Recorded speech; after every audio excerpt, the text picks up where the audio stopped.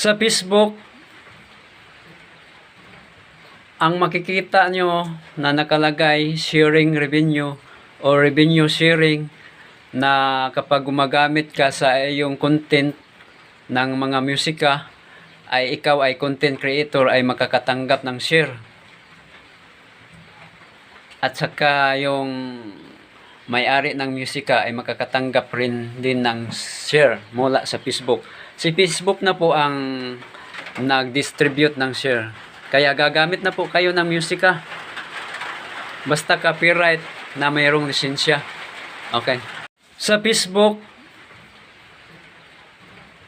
ang makikita nyo na nakalagay sharing revenue o revenue sharing na kapag gumagamit ka sa iyong content ng mga musika ay ikaw ay content creator ay makakatanggap ng share.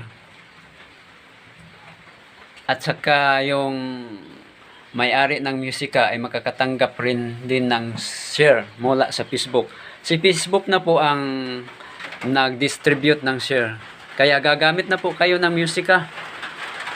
Basta copyright na mayroong lisensya. Okay.